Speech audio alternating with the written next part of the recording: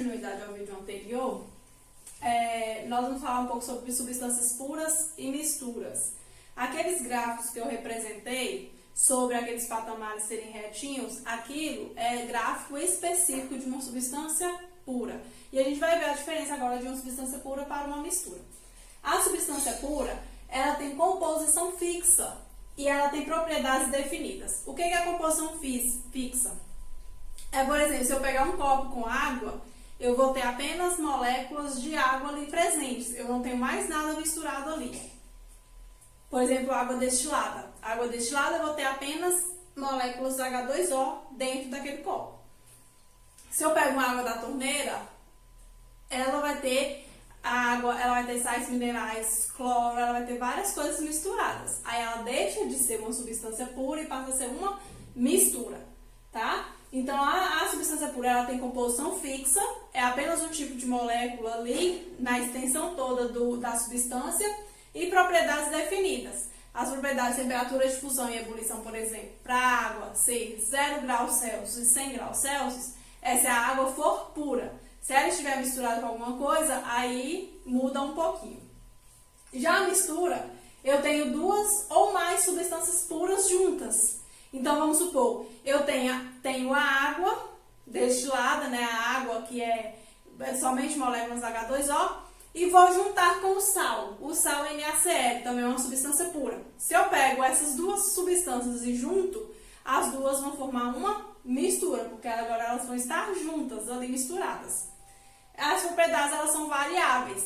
Então, aquele gráficozinho, né, com os patamares retinhos, ele já é um pouco diferente para as misturas, porque a propriedade, ela varia de acordo com a quantidade de substância ali presente. Então, a temperatura vai passar do estado sólido para o líquido, vamos supor, ela vai ser um pouco diferente, porque as duas substâncias, elas vão interferir uma na outra.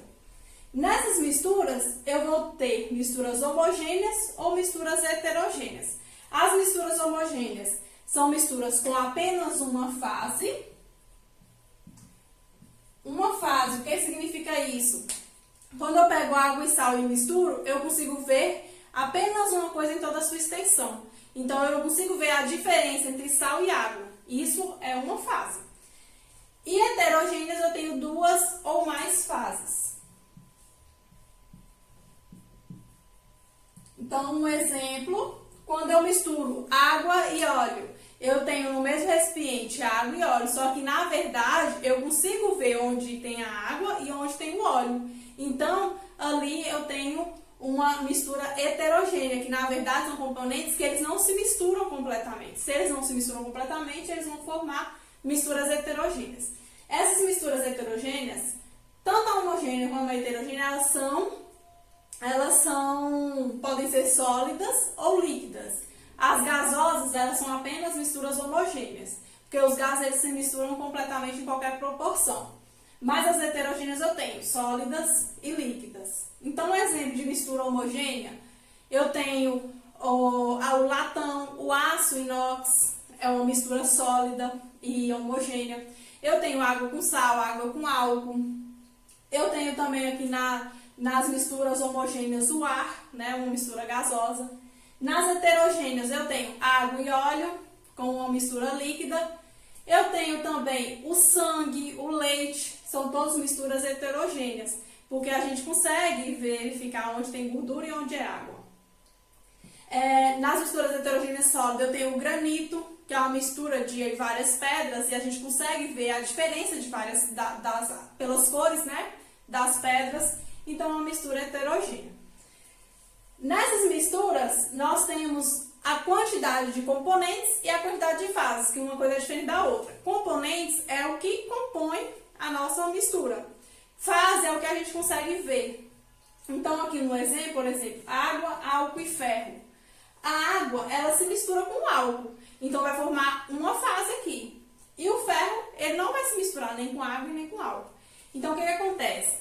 Eu vou ter a água e o álcool se misturando e o ferro no fundo. Então, eu vou ter duas fases.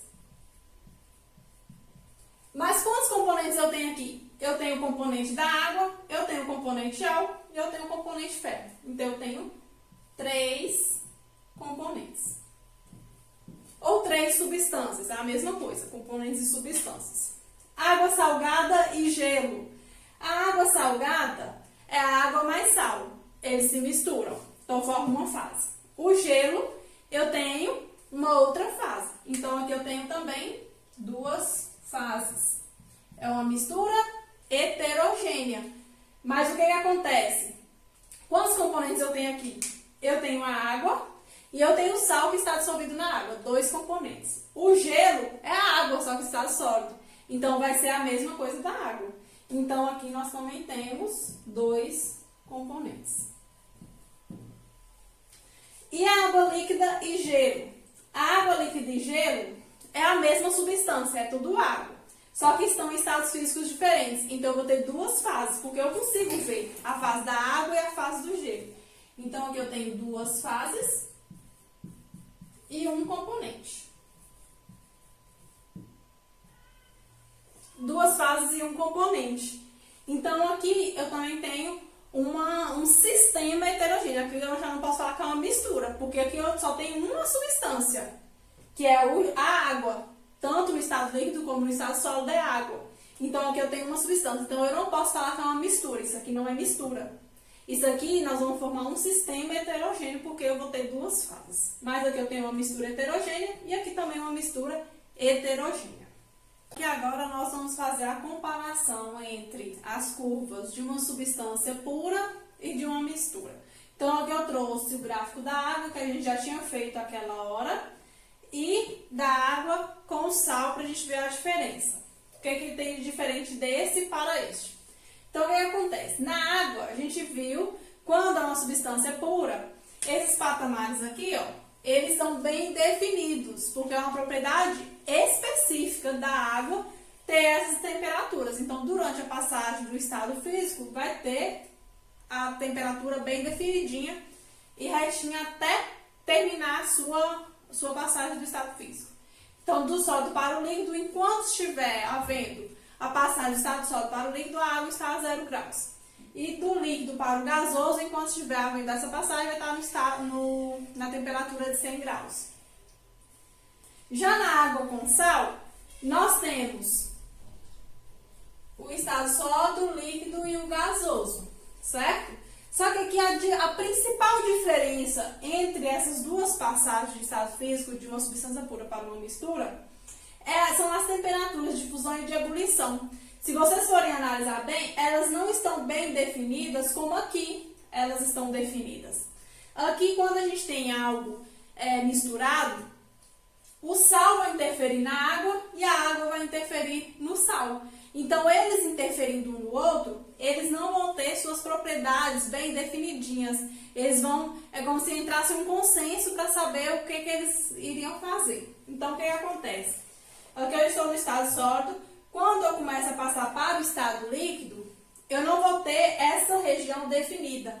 Eu vou ter uma faixa de temperatura para haver essa passagem. A faixa de temperatura, geralmente, quando a gente adiciona um soluto, uma substância na água, ele diminui a temperatura de fusão da água. Então, se a água passava a 0 graus, ela vai começar a passar para o próximo estado numa temperatura inferior. Então, aqui eu coloquei a título de exemplo, menos 2 graus. Então, é quando começa a passar para o estado líquido. Então, aqui eu vou ter o estado sólido mais o líquido, essa passagem. Aqui é uma temperatura inferior e aqui é uma temperatura superior. Aqui é a temperatura no início da passagem e aqui é a temperatura final da passagem.